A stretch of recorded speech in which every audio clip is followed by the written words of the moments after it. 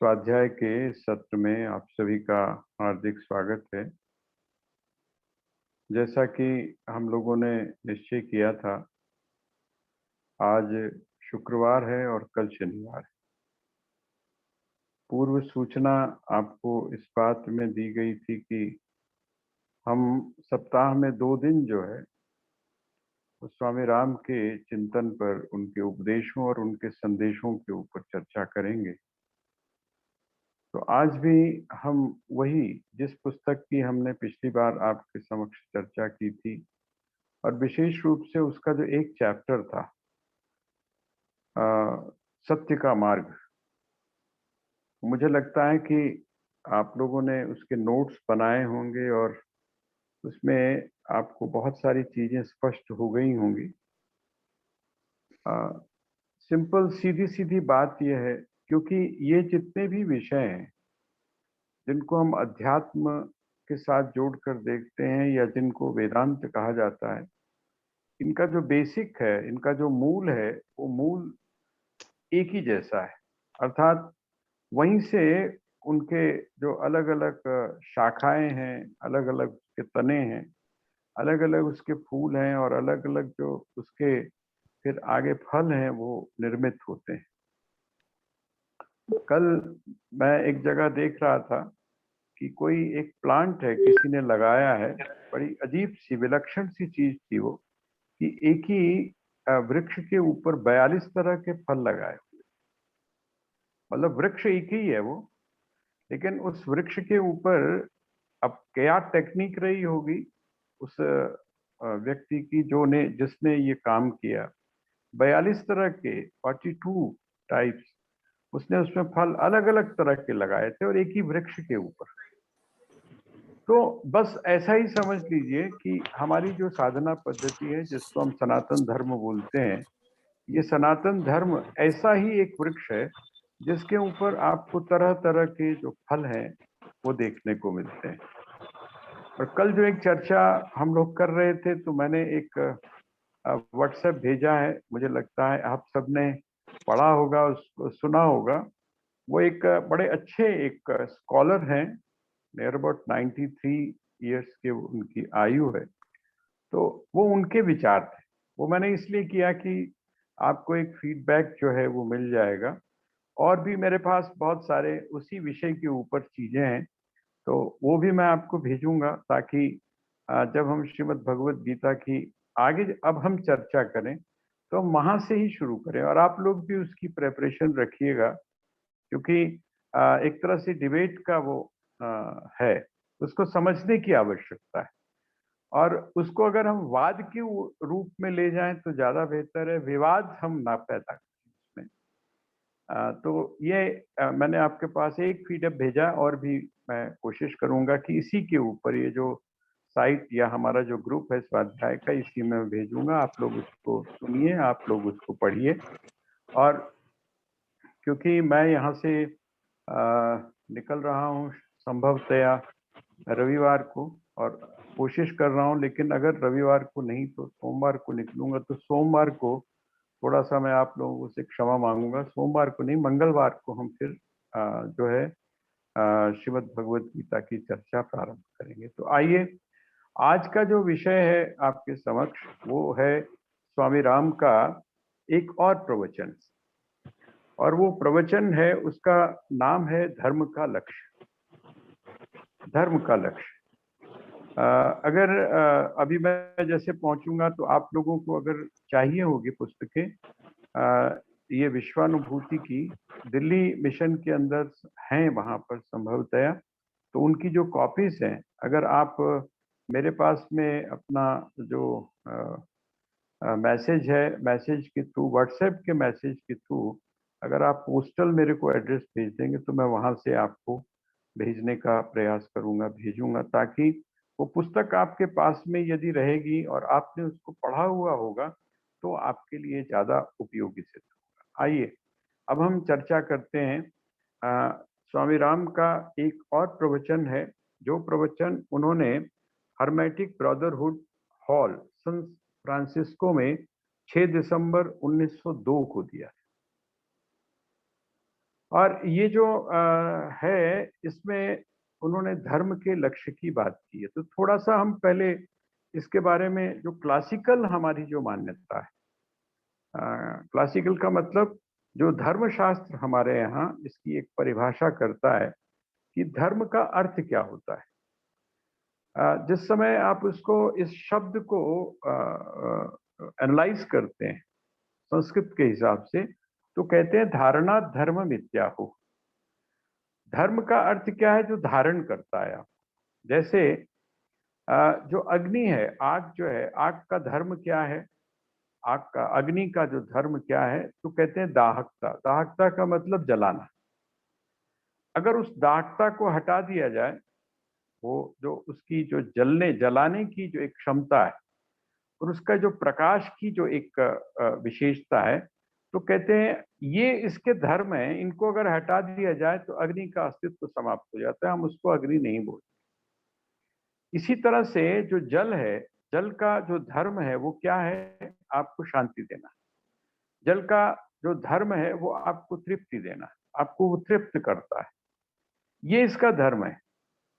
तो इसको अभी अगर हम हटा देते हैं तो वो जल फिर जल नहीं रह जाता है ना। जल धर्म के कारण ही किसी भी वस्तु को, किसी भी पदार्थ को, किसी भी व्यक्ति को, यहाँ तक कि किसी भी समाज को जो धारण करता है, जिसके कारण उसकी पहचान होती है, उसको हम क्या बोलते हैं? उसको हम धर्म बोलते हैं। एक तो परिभाषा ये, इसको भी आप अपने सामने रखिएगा। इसको अगर आप चाहें तो अपने पास नोट कर लीजिए। धारणा धर्मम इत्याहु। जो धारण करता है ना, किसी भी व्यक्ति को, किसी भी समाज को, या किसी भी जो आपका जो परिवार है, जैसे हम बोलते हैं पारिवारिक धर्म, इसी तरह से हम बोलते हैं राजधर्म। ये बहुत कई जगह पर इसका प्रयोग होता है, लेकिन जो इसकी जो प्रमुख डेफिनेशन है, इसकी जो परिभाषा है, वो एक तो इस प्रकार से की गई। दूसरा, इसकी जो परिभाषा है वो धर्मशास्त्र में की गई। वो कहते हैं यतो अभ्युदय निश्रेय सिद्धि ही सधर्म। इसको भी थोड़ा सा समझ लीजिए, क्योंकि हम इसी के प्रकाश में, इसको अपने सामने रखते हुए, इसको हम थोड़ा सा स्पष्ट करते हुए, और स्वामी जी ने जो बात कही है उसको हम समझने का प्रयास करें। ये क्या है? कहते हैं कि यतो अभ्युदय निश्रेयस, ये दो शब्द आप समझ लीजिए। अभ्युदय का अर्थ क्या है और निश्रेयस का अर्थ क्या होता है? अभ्युदय होता है इस लोक में, अर्थात यहाँ पर जो, जिसको आप भौतिक समृद्धि बोलते हैं, जिसको आप भौतिक साधन बोलते हैं, जिसको आप सुख के साधन बोलते हैं, तो जिससे क्या हो? कहते हैं जिससे आप सुख के साधनों को एकत्रित कर सकें, जिससे आपके पास में सुख के साधन आए, है ना, जिससे आपके सुख में वृद्धि हो। हम बिल्कुल इसको पूरी तरह से आप एनालाइज कर लीजिए, जिससे आपके इस भौतिक सुख में वृद्धि हो, विकास हो, उन्नति हो, उसको भी धर्म बोलते हैं। और साथ ही क्या कहते हैं? कहते हैं, साथ कहते हैं निश्रेयस की भी प्राप्ति हो।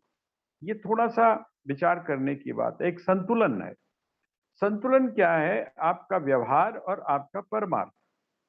परमार्थ का अर्थ हुआ, निश्रेयस का अर्थ होता है जो श्रेयस्कर है, आपकी भौतिक वस्तुओं की प्राप्ति हो, लेकिन आपका जो निश्रेयस है, अर्थात आपके लिए जो कल्याणकारी है, मृत्यु के बाद जो हमको सद्गति प्राप्त करता है, कराता है, वो भी हमारा न बिगड़े।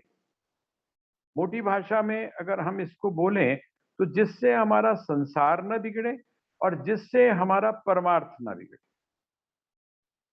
जिससे हमारा संसार भी ना बिगड़े और जिससे हमारा परमार्थ भी ना बिगड़े, इसको क्या कहते हैं? कहते हैं इसको धर्म बोलते हैं। जिससे निश्रेयस की भी प्राप्ति हो जाए, अर्थात आप जिस समय यहाँ पर या मृत्यु के बाद जो आपको सद्गति प्राप्त होती है, आपको सद्गति भी प्राप्त हो, वहां पर आपकी जो प्रक्रिया है विकास की, उन्नति की, वो भी घटित हो, और साथ में यहाँ पर भी आप क्या करें? कहते हैं यहाँ पर भी आप जो है उन्नति की तरफ बढ़े। भौतिक उन्नति भी हो, भौतिक समृद्धि भी हो। अब ये भौतिक समृद्धि का अर्थ आमतौर पे लोग धन के साथ जोड़ लेते हैं। ये भी थोड़ा सा हम ध्यान रखें। हम सोचते हैं कि भौतिक समृद्धि का अर्थ क्या है? भौतिक समृद्धि का अर्थ क्या है? जिसके पास बहुत बड़ा बंगला है, जिसके पास में बहुत लंबा चौड़ा बिजनेस है, जिसके पास में भौतिक जो चीजें हैं, हम बाहरी जो उसका आवरण है हम उसको देख रहे हैं, लेकिन ऐसा नहीं है। वो कहते हैं अभ्युदय का अर्थ होता है जिससे आपकी ख्याति, जिससे आपकी कीर्ति, जिससे आपका यश, जिससे आपका सम्मान किस में बढ़े? संसार में। ये जो आपका समाज है, आपका जो परिवार है ना, आपके आसपास के जो लोग हैं, वो आपकी जिसमें प्रशंसा करें, आपको आपको सम्मान दें। ये है जिसको हम बोलते हैं भौतिक उपलब्धि। आपने देखा होगा कि अक्सर कहा जाता है कि देखिए कितना अच्छा व्यक्ति है कि जब ये जा रहा है तो क्या हो रहा है? कहते हैं कि कितने लोग हैं इसके साथ, हुजूम है। ये जो हुजूम है, ये हुजूम भीड़ का मतलब नहीं है वहां। वो वहां मतलब ये है कि इसका मतलब ये कितने लोगों का अपना रहा है, कितने लोगों को इसने अपना बनाया। ये जो एक वृत्ति है या ये जो एक स्थिति है व्यक्ति की, वो है उसकी भौतिक उपलब्धि। हम लोग अक्सर अक्सर एक बात बोलते हैं। मुझे ध्यान है एक बार जब मैं फोटोग्राफी करता था तो एक बिजली दफ्तर में कोई काम किया करते थे। तो जब उनकी बेटी की शादी हुई, रिटायर हो चुके थे, जब उनकी बेटी की शादी हुई, अच्छा उन्होंने जब तक काम किया, जो मुझे पता चला, तो जब तक उन्होंने काम किया, अगर वो किसी का काम कर सकते थे तो उससे एक भी पैसा नहीं लेते। और आप सभी जानते हैं कि जो डिपार्टमेंट्स होते हैं इनके अंदर क्या होता है, जब तक आप किसी पद के ऊपर या जब तक किसी आप सीट के ऊपर बैठे हुए हैं, तब तक तो आपका सम्मान होता है। आपका क्या होता है, हम मान लेते हैं कि हमारा होता है। वास्तविकता ये है कि वो जो सीट है उस सीट का सम्मान होता है, उस पद का सम्मान होता है। क्यों? क्योंकि लोगों का स्वार्थ उस पद के कारण जो है वो पूरा होता है। हम मान लेते हैं कि हमारा सम्मान, ये हमारा सम्मान नहीं। हमारे सम्मान का अर्थ क्या है कि जिस समय वो पद हमारे पास ना हो। तो आश्चर्य हुआ था मुझे वहां पर कि जो लोग उसकी उनकी बेटी की शादी के अंदर अलग अलग जो काम कर रहे थे, जैसे किसी ने रिसेप्शन के ऊपर खड़े होके जो भी मिलनियाँ, जो भी काम आपके यहाँ होते हैं, जो खर्च होते हैं, वो जो भी खर्च कर रहे थे, उन्होंने उनको कहा था कि भाऊजी बस आपने बहुत कुछ कर लिया, अब आप एक तरफ औपचारिकता के रूप में आप खड़े रहो, बाकी सारा काम हम कर रहे हैं। ये कब की बात है? जबकि उनका रिटायरमेंट हो चुका था। ऐसे व्यक्ति के से यदि आप बात करें या ऐसे व्यक्ति के बारे में यदि आप बात करें, तो हम क्या बोलते हैं? कहते हैं जी पैसा ते भावें ना कमाया होए, कोठियां भले ही ना बनाई हो, लेकिन क्या चीज कमाई है? कहते हैं ये वही साडी कमाई है ना। जिस समय आपने देखा होगा आपके जो बच्चे हैं, जिस समय प्रोग्रेस कर जाते हैं, बढ़ जाते हैं, तो ठीक है, आप बड़ी सादगी से अपने जीवन में रह रहे हैं, लेकिन आप क्या कहते हैं? कहते हैं जी साडी कमाई ते वही। ये जो जिसको हम भौतिक जगत बोलते हैं, उस भौतिक जगत में समृद्धि, ऐसा नहीं कि आपके पास में सब कुछ है, लेकिन आपका कोई व्यक्ति सम्मान ही नहीं करता है, आपसे कोई व्यक्ति मिलना ही नहीं चाहता है।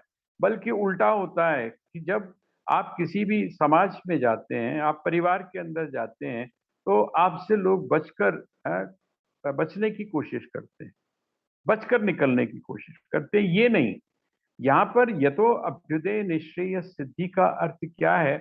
कहते हैं कि जिससे आपके जीवन में अभ्युदय की प्राप्ति हो, अर्थात जैसे एक रामचरितमानस में एक बड़ी अच्छी वो है बात कही है, मुझे खास करके बहुत अच्छी लगती है और वो यहाँ पर सार्थक आपको नजर आती है। वो कौन सी है? राम नाम मणिदीप धर, जीह देहरी द्वार।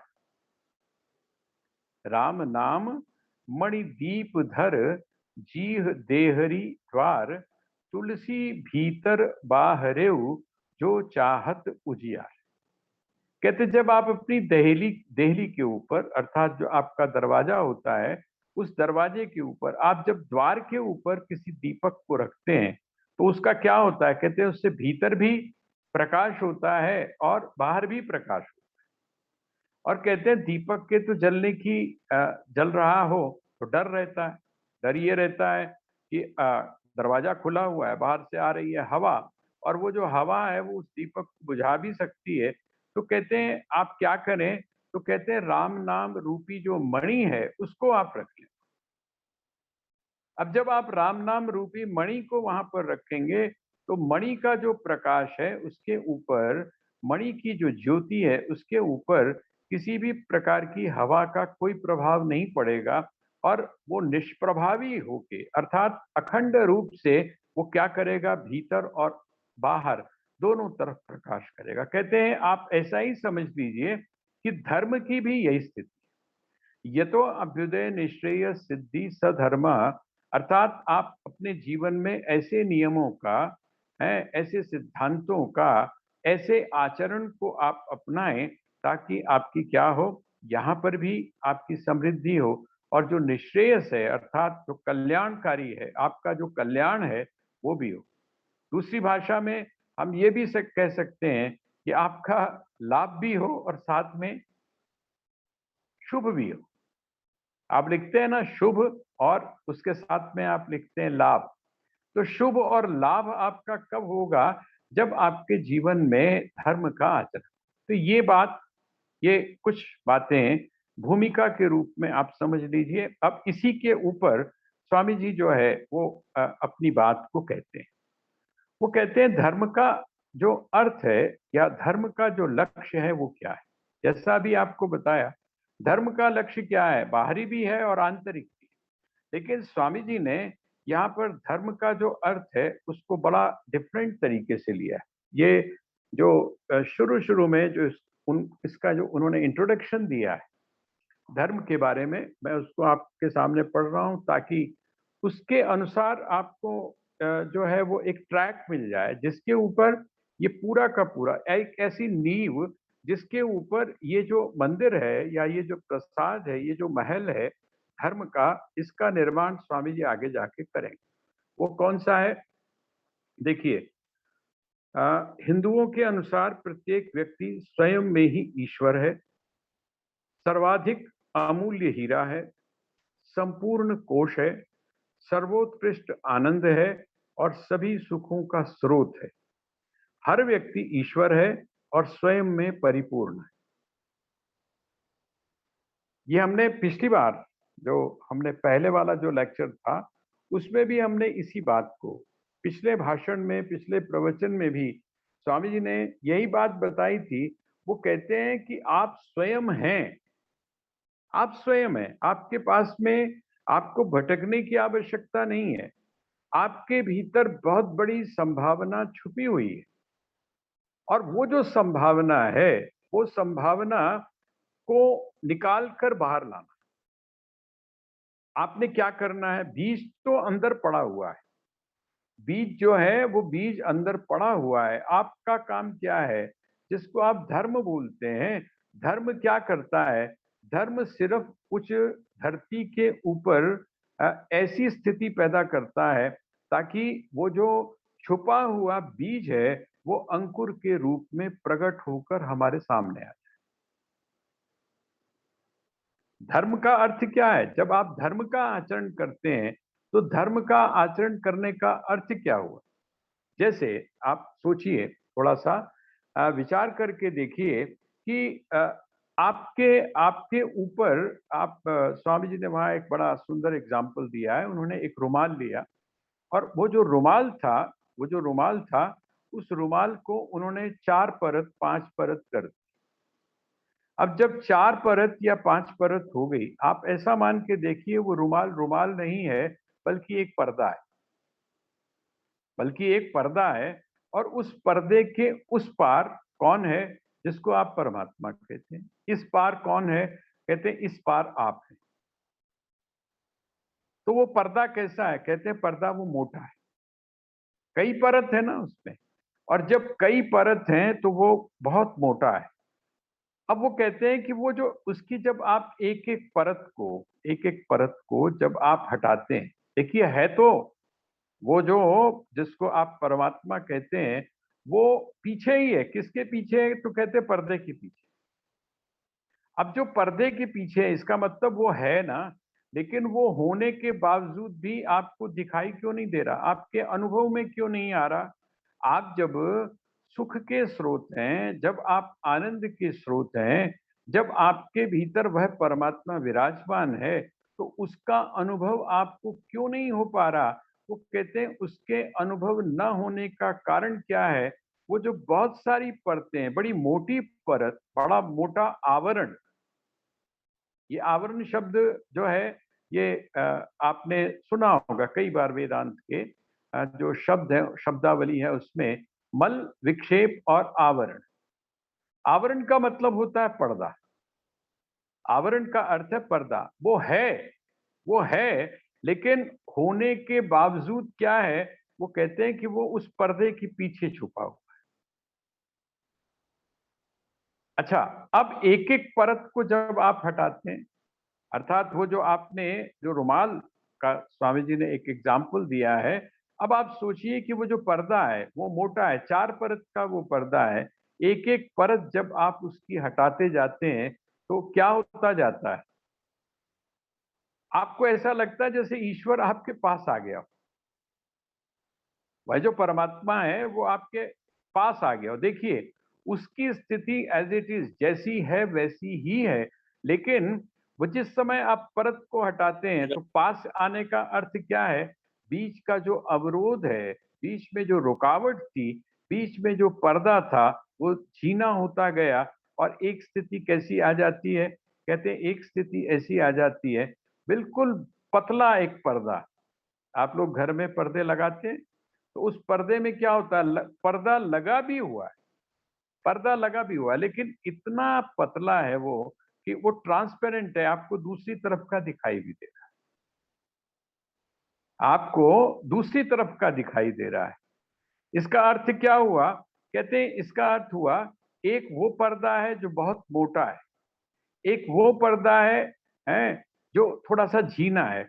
मोटे पर्दे में वह परमात्मा वो पर्दे के पीछे है, आपको दिखाई नहीं दे रहा, लेकिन वो जो झीना है, झीना पर्दा है, बहुत बारीक पर्दा है। जैसे आजकल आपने देखा होगा कि लोग दुकानों के ऊपर क्या लगा लेते हैं एसी के लिए, एसी को रोकने के लिए। एसी को रोकने के लिए क्या आजकल प्लास्टिक की बड़ी पतली सी शीट लगा लेते हैं, है ना?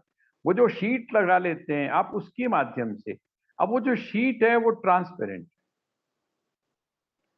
वो शीट जो है वो ट्रांसपेरेंट है, लेकिन वो जो ट्रांसपेरेंट है उसमें क्या हो रहा है? दिखाई तो दे रहा है,